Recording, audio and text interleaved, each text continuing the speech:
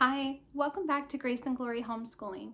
My name is Michaela and I am a homeschool mom of 12 years to 3 children. At one point in time, I was homeschooling a high schooler, middle schooler, and elementary schooler. My kids are very spread out.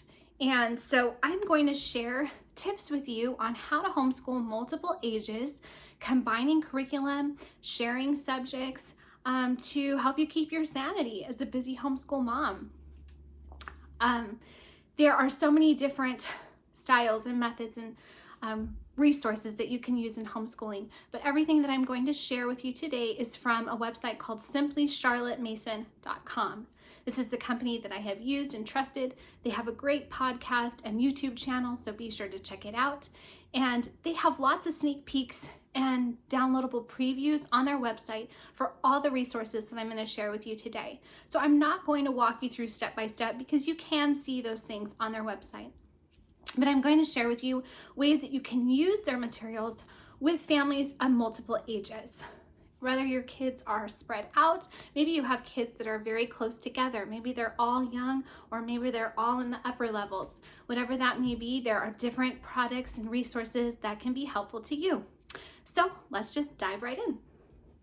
First, I want to share how you can combine the subjects of history, geography, and Bible for grades 1st through 12th. That's 3 subjects combined for all those grades. Simply Charlotte Mason sells handbooks.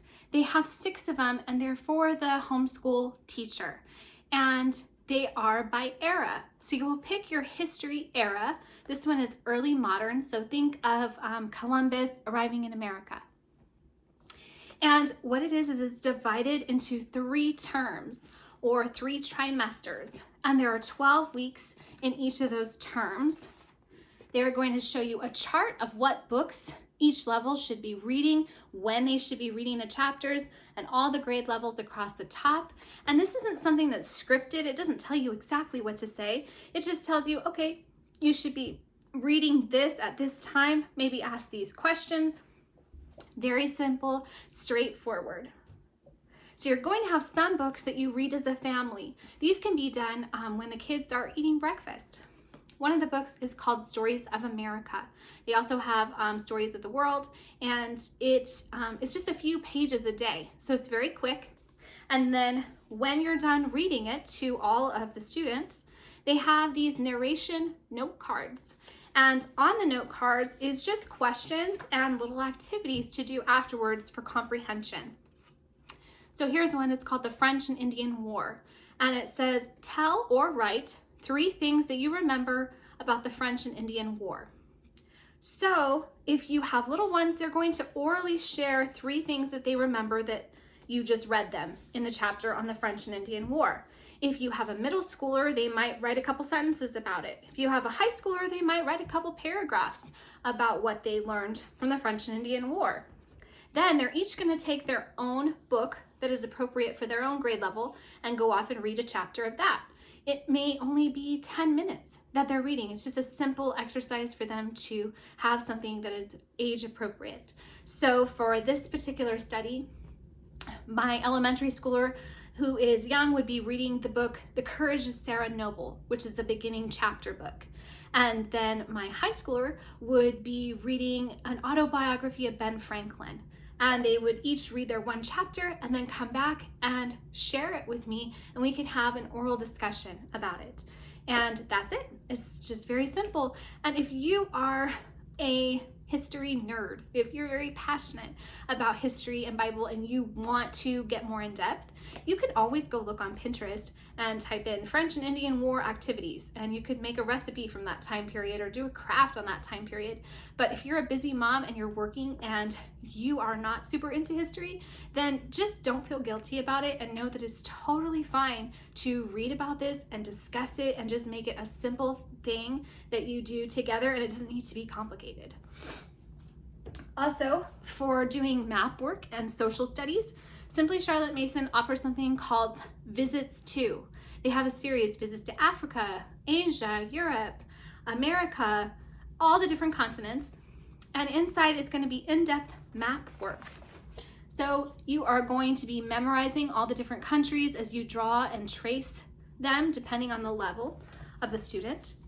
And then you're going to do these activities called Meet the Families, which happen on a regular basis. And you look at different families who live in this particular region, whatever country you happen to be studying.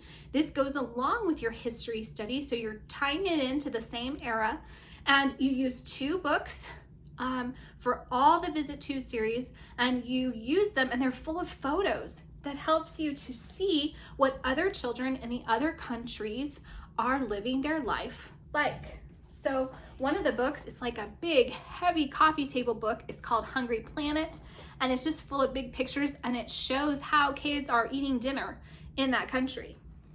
And then another book is called Material World, and it's another glossy, huge coffee table book, and this is going to tell you how they go to school and how they work and how they sleep and just how life is so different for kids in other countries, and it gives our children an appreciation for what other cultures are like in a real visual way, so they can just imagine it and kind of immerse themselves in that. Another subject that you can do all together is science. So I'm going to show this particular resource is for grades 1st through 6th. So say you have kids that are all in the younger years and you want to combine them all together. That's not to say if you have a middle schooler that you couldn't add the middle schooler to. You would need to beef it up a little bit and give them some extra books to tie in with this.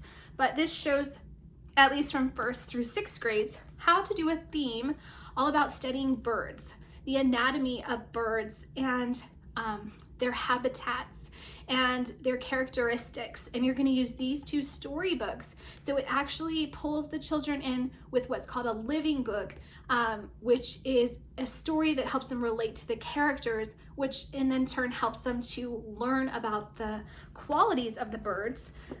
They use a coordinating book, is a Dover coloring book. So whatever bird you happen to be learning about, you're going to color or paint pictures about this.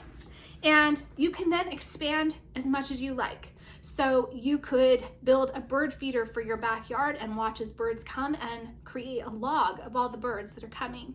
You could buy binoculars and go on bird walks and do bird watching as a family. You could dissect owl pellets for a science project. However much you want to dive in, you can. Some kids are not really big on science, or maybe the parents aren't really big on science, and so you would just read about it and draw about it and color, and that's totally fine. And you can really tie it in, even if you do have a high schooler. At the same time you're studying birds, I would say I would have your high schooler study biology, because they're going to study birds and animal and biology as well, and it still helps you as a mom to keep your brain all on the same path. You know, it's totally different if they're going to study chemistry, but if you're still studying biology, you can go, okay, we're still going to be thinking about these same types of things. So again, it helps you as a mom to have your themes and know what your theme is going to be for the year. You can plan your trips that way. You can plan your projects, whatever you want to do, all around the themes that you have for like history and science and social studies. Another book that they have that is actually good for, I would say, preschool through high school is Laying Down the Rails. And this is a habits handbook to teach good habits and good character for our kids. And there's a huge list of different character qualities that you want to help develop, or maybe you're having a problem with a certain character quality. You can look it up in here, and it gives practical advice, quotes, maybe from scripture or a famous author, gives you questions to ask your kids, and just little activities, maybe on obedience or alertness or honesty, fortitude, whatever you happen to be working on. It's got it right here, very simple and laid out. And it's one of those books that you could just keep with you through the journey of your kids growing from childhood to teen years. Another subject that you may think that could not be combined together, but Simply Charlotte Mason has made a way for you to do that, is language arts. So I'm going to highlight the spelling program, and this would be specifically for families that have kids that are close in age. Say you have like a 2nd, 3rd, and 4th grader, or you have a 6th, 7th, and 8th grader. You could use the same book to study spelling. If you're like me, in the fall, I'm gonna have a high schooler and an elementary schooler, and they are just in no way on the same level. So unfortunately, we have to keep math and language separate, even if we combine for other subjects. But if you have your kids close together, then you can definitely combine for these subjects. So the first book I'm going to show is called Spelling Wisdom, and this uses quotes from the Bible, quotes from famous authors, quotes from different books, and you are going to do copy work from the book. You're going to practice oral dictation exercises. You're going to find what words the child does not know how to spell and work on them. So it's very different if kids if your child is the type that would be intimidated by a weekly spelling list, they might really do well by looking at a Bible scripture and copying it to learn correct spelling and punctuation, and then finding the words that they need to work on, maybe on a whiteboard. And so here's an example. This is an exercise on Psalms 100. So they would read it, they would copy it, they would highlight any of the words they don't know how to spell, and then they would work on being able to transcribe it from your oral dictation. And this is something that, it really does promote skills for life and adulthood, because kids are going to be listening to a boss, to a professor, to a pastor, and they're going to learn how to take notes, and they're going to be wanting to transcribe. And so this kind of sets them up on the right path, so they're able to do that. There's many different books at different levels, so you can check that out on their website. They also have a language program that goes hand in hand. You will see you need the spelling and then the language together. Again, it does combine multiple grades, so you could decide maybe you want to go down or maybe you want to bump up depending on the ages of your kids. And it's going to work on the grammar exercises. So you're going to use the same scripture. Like say you were looking at Psalms 100, you would find the verbs, you would find the nouns, you would be labeling those and going through them. You would find the antonyms and the synonyms. And so very basic, very simple and straightforward. I would say you do need to have some knowledge of grammar or the Bible yourself as a parent, but they do have an answer key, so you would know what answers your children need to have in that. Also, another subject that you might think is not typical to combine is math. And so if, again, you have kids that are close in age, they have a Charlotte Mason Elementary Arithmetic series. These are nice, hard books for the mom. And you would bring the kids to the table. You're going to bring lots of manipulatives like dominoes and popsicle sticks and beans for counting. And you're going to work with manipulatives and work as a family discussing things. And you're going to see it's black and white, very simple as all their products. Going to give you questions to ask the kids, mental math work, drills, and the answers, and a lot of story problems. And so the kids, say you're working through book 1, they're done by levels, not grades, so you can decide which book you want to put your kids into.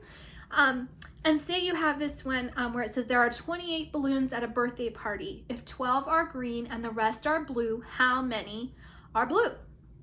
So a younger child might need a piece of paper to be able to figure that out. An older child should be able to work that mentally. And so this really helps promote memorization skills and to be able to solidify those math skills. And you can always give them separate math sheets if you have a specific curriculum or a workbook that you want to use that is individual just for their grade level. You can work on that math. But if you really want to work on having life applicable math skills, you can do that with the Simply Charlotte Mason book.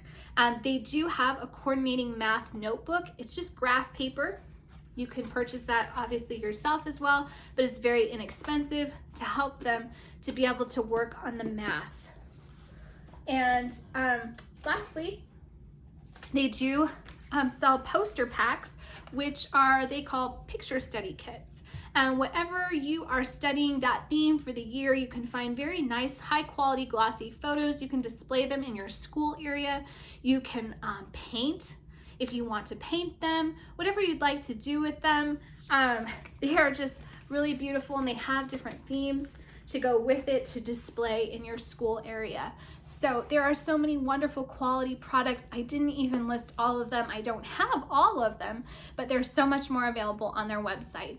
I hope this was helpful to you. If you have any questions, feel free to comment them down below and I'd be happy to answer them. Have a great day. Bye.